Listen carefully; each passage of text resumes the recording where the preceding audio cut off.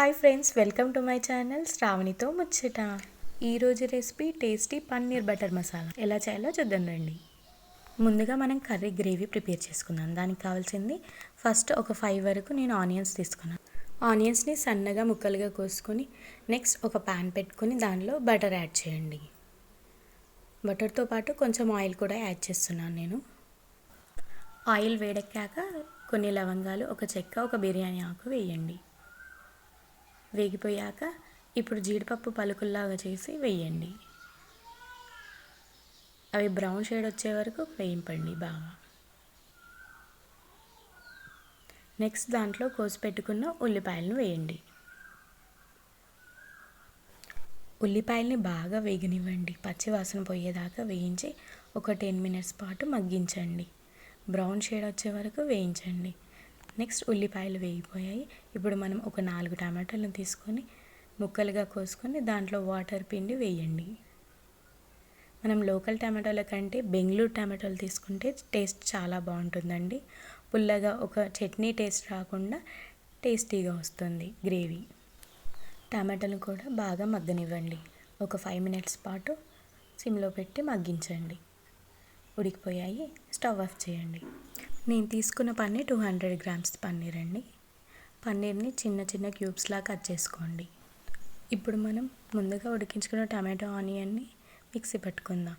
Next ఒక pan తీసుకొని దాంట్లో సరిపడా ఆయిల్ వేయండి. ఆయిల్ వేసి కొంచెం జీలకర్ర వేయండి. జీలకర్ర చిటపటలాడిన తర్వాత ఒక బిర్యానీ ఆకు వేయండి. దాంట్లోని మిక్సీ పట్టుకున్న ఆనియన్ టమాటో పేస్ట్ని వేయండి. వేసి బాగా కలపండి. అడుగు మాడకుండా కలపండి. దీంట్లో నేను వాటర్ యాడ్ చేయకుండా కర్రీ ప్రిపేర్ చేస్తానండి. ఇప్పుడు మనం కొంచెం పసుపు వేసుకుందాం. నెక్స్ట్ కొంచెం సాల్ట్ సరిపడా, దాంట్లో కారం సరిపడా, ఉప్పు కారం అన్నీ కలిసే విధంగా కలపండి ఒకసారి. నెక్స్ట్ దాంట్లో కొంచెం ధనియాల పొడి,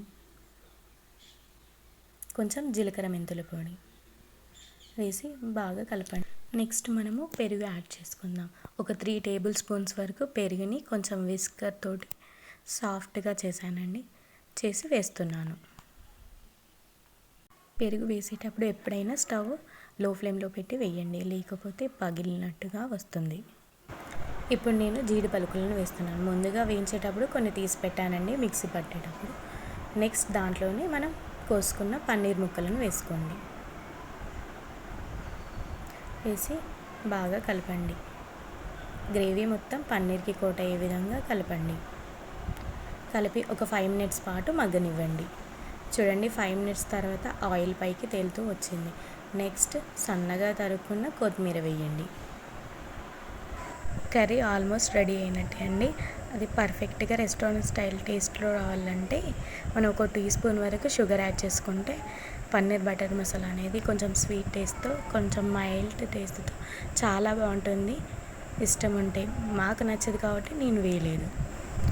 లాస్ట్లో బటర్ వేసి ఒక 2 మినిట్స్ బటర్ మెల్ట్ అయ్యేదాకా ఉంచి స్టవ్ ఆఫ్ చేయడమే. పన్నీర్ బటర్ మసాలా చాలా యమ్మీగా, లుక్ వైజ్ చాలా బాగా వచ్చిందండి. టేస్ట్ కూడా చాలా బాగుంది. మనం పన్నీర్ బటర్ మసాలా, కాజు పన్నీర్ చేసుకున్నప్పుడు ఆయిల్లో కానీ గీలో కానీ వేయించొద్దండి. డైరెక్ట్గా వేస్తేనే టేస్ట్ చాలా బాగుంటుంది. అదే కడాయి పన్నీర్ కొంచెం స్పైసీగా చేసుకున్నప్పుడు వేయిస్తే ఆ టేస్ట్ చాలా బాగుంటుంది. నేను చపాతీ కాంబినేషన్లో తీసుకున్నానండి. చాలా బాగుంది. మీరు కూడా కంపల్సరీ ట్రై చేయండి. సింపుల్ అండ్ టేస్టీ రెసిపీ అండి, నా స్టైల్లో. మరిన్ని వీడియోస్ కోసం subscribe my channel. And thanks for watching.